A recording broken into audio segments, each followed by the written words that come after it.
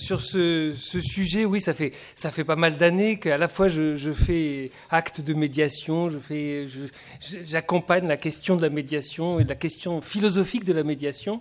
J'ai l'impression que des fois, philosopher, c'est aussi faire médiation. Enfin, les choses se mélangent un peu, se mélangent pour essayer quand même d'en tirer du sens et des significations qui peuvent nous aider à agir quand même. Hein. Donc, c'est vrai que vous avez dit, Madame, que le pragmatisme était la loi, en fait, au sein du ministère du Travail.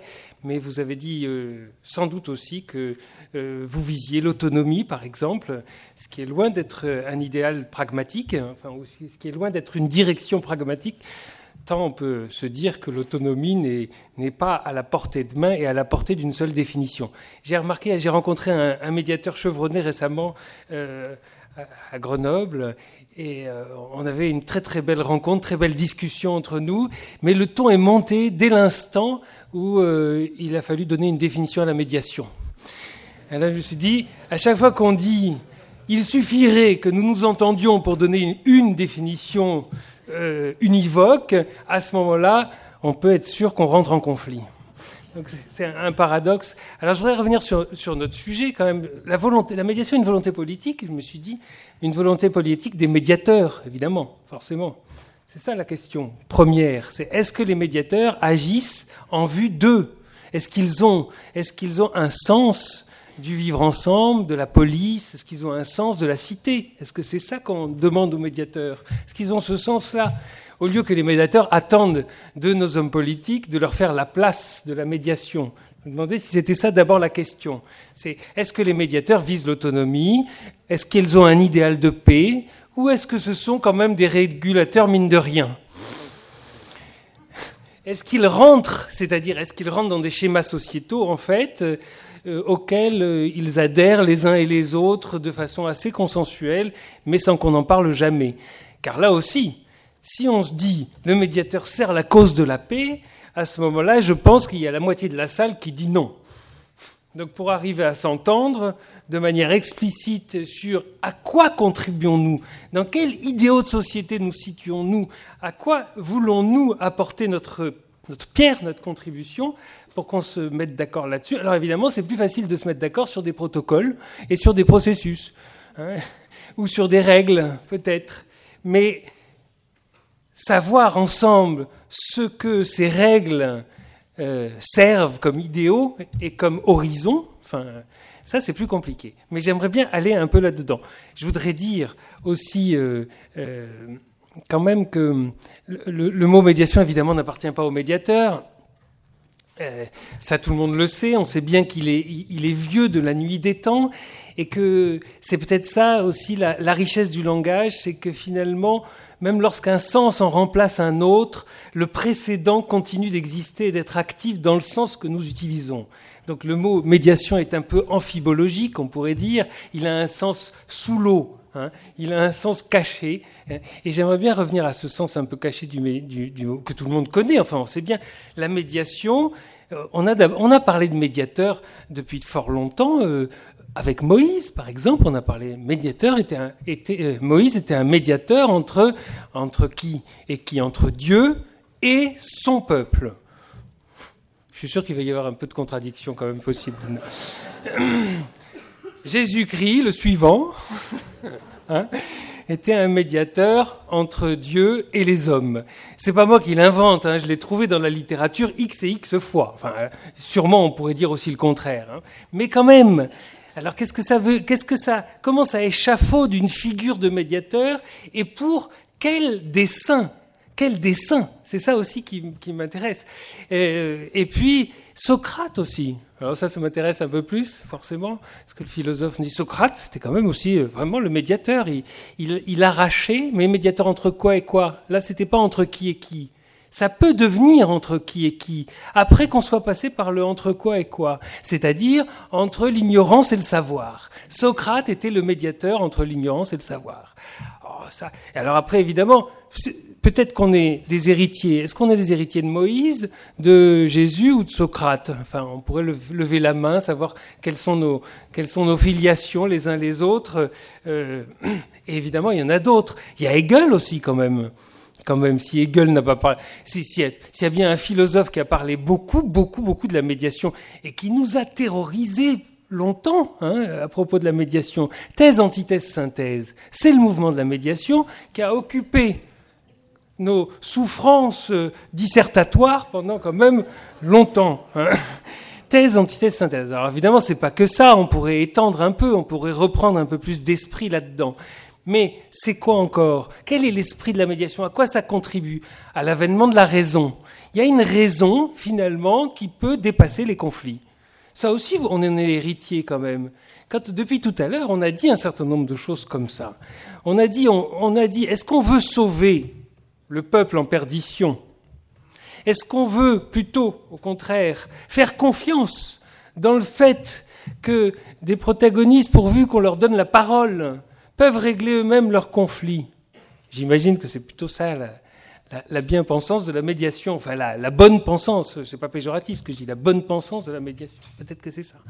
Est-ce qu'on veut quand même, plus que ça, est-ce qu'on veut aussi que la médiation accompagne quand même, alors là, plutôt que de penser un tiers entre deux qui se met dans un juste milieu, on penserait un tiers parmi, qui se baladerait au milieu, mais dans un milieu flottant. Est-ce qu'on veut que la médiation contribue à construire un vivre ensemble harmonieux ? Alors là, j'imagine que si on dit harmonieux, qu'est-ce que ça veut dire ? J'imagine qu'on va se disputer là. Alors, et puis même, du coup, ce qu'il y avait en creux depuis ce matin quand même, c'est quel statut on donne au conflit, en fait. Est-ce qu'on veut que la médiation aussi, justement, sorte... Bon, on m'accuse souvent, et encore la dernière fois, on m'accuse d'être bisounours. Vous savez, je ne sais pas pourquoi, en ce moment, c'est très à la mode le mot bisounours. Et pour les médiateurs, c'est pire parce qu'ils croiraient que le monde peut finalement vivre mieux pourvu qu'on respecte un certain nombre de principes et de raisons. Donc, est-ce qu'on est des... Vous m'avez montré un petit ticket ? Non, pas encore. Non. Donc, on voudrait... Les médiateurs seraient ces idéalistes, quand même, ces idéalistes humanistes, qui voudraient quand même penser a priori que l'homme ne se réduit pas à sa manifestation, que les hommes ne se réduisent pas à leurs conflits, à leur opposition, à leurs antagonismes, qu'ils voudraient penser, ce médiateur humaniste, que finalement, en mettant à l'œuvre la raison, en mettant en place des occasions de se rencontrer de visage à visage, eh bien, à ce moment-là, les hommes se manifesteraient autrement que sur leur côté guerrier. Du gladiateur au pacifiste, le tiers, c'est le statut du tiers qui était en jeu. Donc si on parle de médiation, on dit c'est pas la médiation dans tous les sens, c'est une histoire de tiers. J'ai compris aussi qu'il y avait beaucoup de tiers qui se disputaient pour être le tiers. Et que s'il continue et je comprends, parce qu'il y a quand même quelques tiers comme ça qui ont eu le prix Nobel de la paix. Donc Gabriel disait nous serons 5000 l'année prochaine, 5000 prix Nobel de la paix. T'imagines un peu ? Ça, ce serait bien. Donc le tiers, on veut être tiers, c'est-à-dire que on veut nous autres là, surtout nous, on veut rester un peu sur le côté et faire en sorte que quand même ces gens qui ne règlent pas tout comme ça entre eux, dans le huis clos du conflit, dans le huis clos de la belligérance, qui ne règlent pas entre eux leurs affaires, et puis bien des fois c'est vrai, donc soit ils font appel à la justice pour trancher et pour dire qui a raison et qui n'a pas raison, soit ils font appel à de la médiation. Donc on est dans ces situations-là, on est dans cette vision-là d'une médiation qui viendrait au beau milieu, qui viendrait peut-être déchirer le huis clos et comment dire, l'enfermement du huis clos, et qui viendrait aussi faire une place au tiers. Alors ça, c'est drôle. Ça, il me semble que ce tiers-là, donc c'est un pacifiste, ce tiers-là, je me disais, est-ce que c'est un tiers, finalement, je reviens à mon sujet du départ, quand même, la politique, c'est le tiers par excellence. S'il y a bien une mission qu'on peut donner aux politiques, c'est de faire tiers pour que la société se structure, s'organise et puis qu'il y ait un vivre ensemble qui soit possible. Ça, c'est un truc, c'est un paradoxe. Donc on ne va pas demander aux politiques de se déléguer à nouveau pour qu'il y ait un autre tiers. Donc on a inventé un nouveau tiers qui est le tiers neutre. Car le politique n'est pas un tiers neutre. Jésus n'était pas un tiers neutre, Moïse n'était pas un tiers neutre, Socrate n'était pas un tiers neutre. Socrate un peu quand même. Ça doit être lui qui a commencé. Socrate, ouais, ça doit être lui qui a commencé. Et Hegel, pas du tout. Donc on a inventé un tiers neutre, on s'est dit il faut un tiers. Alors qu'est-ce que c'est un tiers neutre ? C'est un tiers qui neutralise ou qui est lui-même neutralisé. Donc c'est les Suisses. Les Suisses. C'est vous qui l'avez dit. J'aime bien faire référence à Roland Barthes quand il parle du neutre. Il dit il y a un désir de neutre ardent. Et le neutre ardent qu'on pourrait nous attribuer, nous médiateurs, parce qu'on est des neutres ardents, on rase pas les murs, on n'est pas gris, on n'est pas transparent, on voudrait quand même rester visible, même si parfois on est évanescent. Donc le neutre ardent, c'est celui qui se fait fort de déjouer le binarisme des contraires. C'est pas moi qui le dis, c'est Roland Barthes. Celui qui se fait fort de déjouer le binarisme des contraires, mais c'est assez clair, en fait, quand même. Non, c'est pas clair ? Oui, déjouer le binarisme des contraires. S'il y a bien une occasion pour le médiateur d'agir comme médiateur, c'est quand il se trouve dans un « c'est tout blanc ou tout noir », c'est un face-à-face, il y a un binarisme des contraires. Que fait le médiateur si ce n'est s'emparer de cette situation binaire pour en faire une situation ternaire déjà, et pour en faire une situation où ce qui semble s'opposer va présenter des accès nouveaux, pour qu'on voit que si tout au départ s'opposait, au bout d'un moment, il semble qu'il y ait des choses qui s'opposent moins, même s'il en reste qui s'opposent. Donc on va rendre acceptable l'opposable ou l'opposé. Il me semble que c'est un des dessins de la médiation, souvent, bien que je sais que la médiation n'a aucun dessin. Mais on va essayer quand même. Un des dessins de la médiation, c'est effectivement de rendre supportable l'opposable, peut-être. Il me semble. Alors ça aussi, ça pourrait être discuté. On le mettra sur le site. De rendre supportable l'opposable, parce qu'on s'est aperçu qu'il y a des choses qui ne s'opposent pas aussi. Donc on est des êtres de compensation, en fait, il me semble. Mais il me semble que le rôle du médiateur, au beau milieu de ce qui s'oppose radicalement, comme deux blocs de pensée, comme deux blocs d'intérêt, comme deux blocs de valeurs, il me semble aussi que ce tiers, non pas neutralisé, ni neutralisant, mais ce tiers ardent, qui cherche à déjouer les binarismes, ce tiers, il va essayer de faire en sorte que ces blocs-là présentent désormais l'un à l'autre de nouveaux accès. Et parce qu'on présente de nouveaux accès, on va chercher de nouvelles issues.